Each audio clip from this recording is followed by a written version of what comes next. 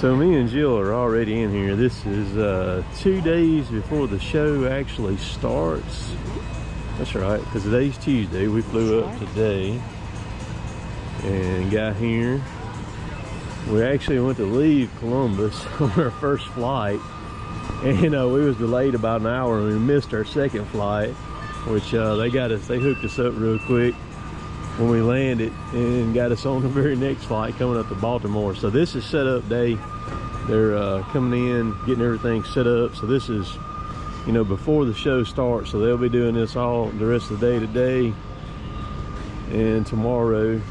And so we're just gonna kind of slip around in here and check everything out that's already in there. There's stuff coming in as we were out on the street out there. A lot of stuff kind of on the street side waiting to be unloaded to be able to get in here, because they got all kind of security and directors and everything like that, getting people where they need to go and all.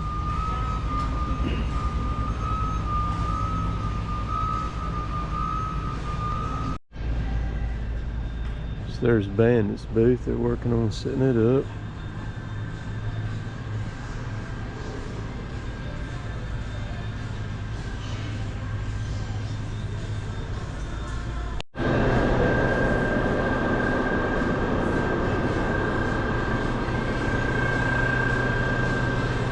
This is Carlton's spread.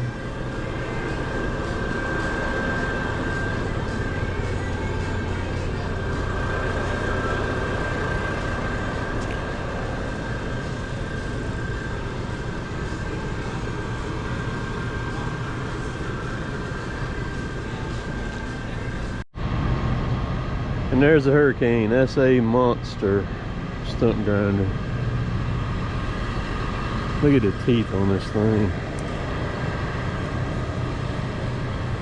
It'd take you a while to change all him out on it. Goodness gracious alive.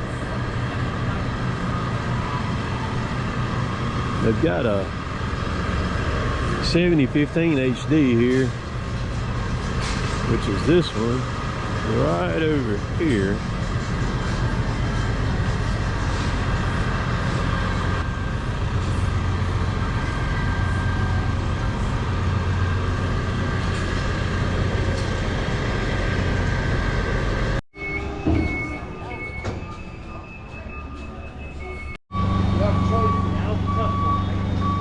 So there's a 90, which took the place of the one mine. So they got the 90 and then they got the 100. So that's what the controller looks like for you now.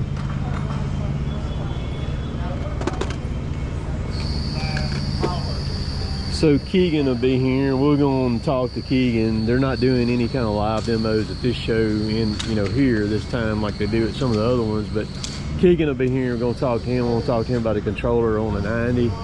I'll do a video with him. Shirex is going to be here. This is where Shirex is.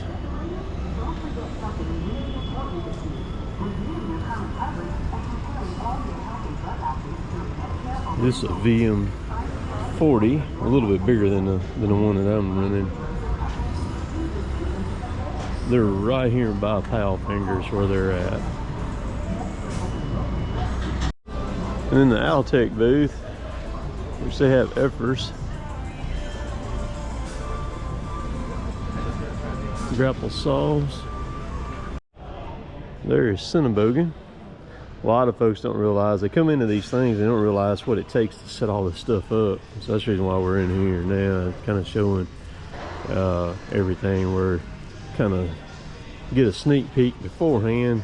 This is Tuesday, so tomorrow, Wednesday, it'll sure enough be busy in here big time, finalizing everything, and then the show gets going on Thursday. There's Ditch Witch.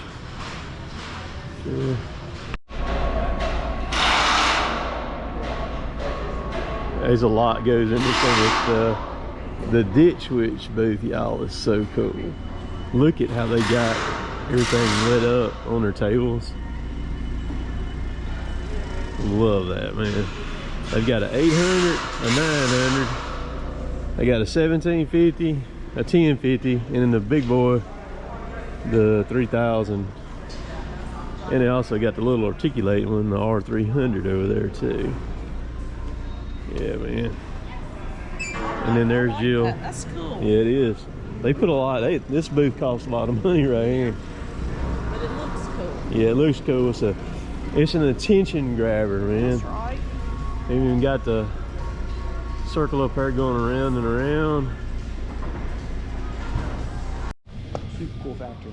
So we're still in here right now before the show starts. I'm looking at the Diamants. Don't run off now. Don't run off. Don't run off. Did you say 760 horsepower? 768 horsepower. 768 horsepower, Volvo power in it. It's got a 38-inch stroke capacity right there.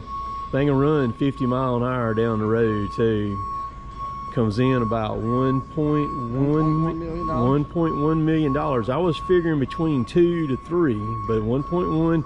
You can change the screens out on it. This is cool. I'm getting to talk to them before everybody gets in here and do this. Got a gigantic screw splitter right there on it too. You know, the amazing thing about this machine is there's a refrigerator and a microwave in the cab.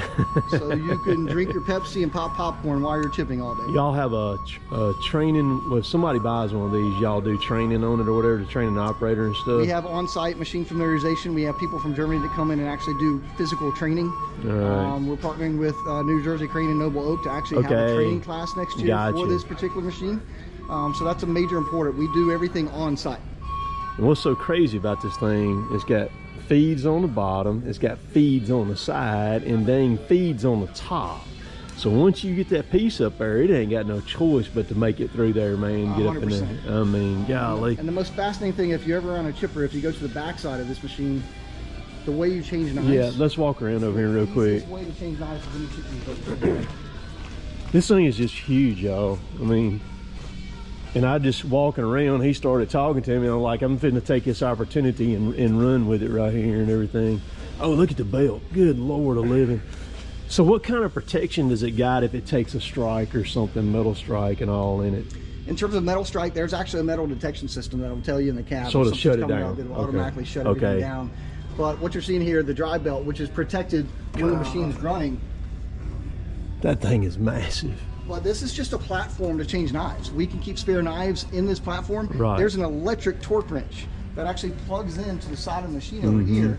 You see the electrical socket. Right. Okay, yeah. You're standing on a platform 100% comfortable while you're changing knives. Right. Oh, yeah. So no more crawling in a machine under the end feed. With the air wrench, you're doing everything. It's all electric, and when it's done torquing, it'll automatically stop. What does that rotor weigh? That rotor weighs over 2,000 pounds. It's probably close to 3. Look at them knives in that thing, man. And change the screens out in to get different screen size too, man. Pull that screen out. So I mean, just a technology engineering. And I'm assuming you can change the screens. You can lift them with the loader over there and everything. Yep.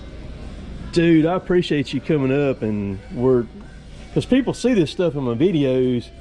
And trying to catch somebody to show, you know, talk to them, you know, before everybody gets here, and that's the reason why I'm here today, you know. It's amazing just to see this thing up close. Oh, yeah. You don't realize how big it is. And so, where are y'all based out of? Now, y'all are in Charlotte, right? Yep, we're in a town right outside of Charlotte called Stanley, North Carolina, about 20 miles from the Charlotte airport. Gotcha. So, very cool. Very cool. So, you said this is on DEF. But they've got a DEF limit of 755 horsepower or bigger. You can be off DEF. They chose to keep this on DEF. Yeah, this is actually a Tier 5 machine that comes. A Tier 5. It's built in Europe. Okay. So it's actually higher technology than we even have in America. Gotcha. So there's a DEF system, everything. God, it's just one of those things. Plus, being roadworthy, has to have the DEF in it. Yeah, and of course y'all are selling all over the place too, worldwide too, you know, and everything. So, you know, they got to abide by restrictions in the European stuff and everything. With that. Humongous hoses right there. It's like an all-in-one machine. It's crazy here. And so the cab, I see the cab on it raises up too. There's a lot of moving parts on this thing. There definitely is. The cab raises up, and then the seat actually rotates 270 degrees, so you can actually see where you're chipping, much like a Tiger Cat skidder or whatnot. Right. And it comes down when you're driving, just so I think the whole machine's about 13 feet high when you're driving. 13 feet. Wow. What'd you say? How much did you say this one weighs? This machine weighs around 75,000 pounds. 75,000. Wow, that's crazy. It drives like an RV. Yeah. Crab steering, all independent, all wheel steering. All wheel steering. What's the fuel capacity on this thing? It's around 200 gallons. 200 gallons. Wow. That's crazy. So the front wheel up here, is that just a helper wheel on the front of it? It's help for stability when you're driving down the road. Okay. You just kind of. In the next year or so, we're going to put wings on it, so it'll help land the machine once we fly it. It looks just like runway tires. I know. God, this thing is nuts. Full LED lights. It lights up like a Christmas tree at night. Yeah, man. I guess that's probably the closest one y'all got running to me, would be the one on the side of I-20 over there. Do y'all have anything in Mississippi and Alabama or anything? We have 2 or 3 in Tennessee. Those are Tennessee customers in South Carolina. But we have a dozen of them in the Northeast and up in California. Gotcha. Anytime you're doing roadside clearance for DOT or whatnot, this is the only machine that can keep up with our center motor machines in terms of production. Right. And being a side feeder, it's perfect for feeding material on the side of the road. Oh yeah.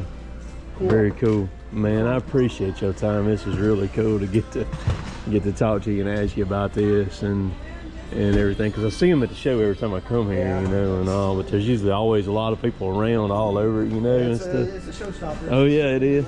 It is. Got air, everything. I see the air tanks on it right there. Stuff, blow out with and everything. It's cool.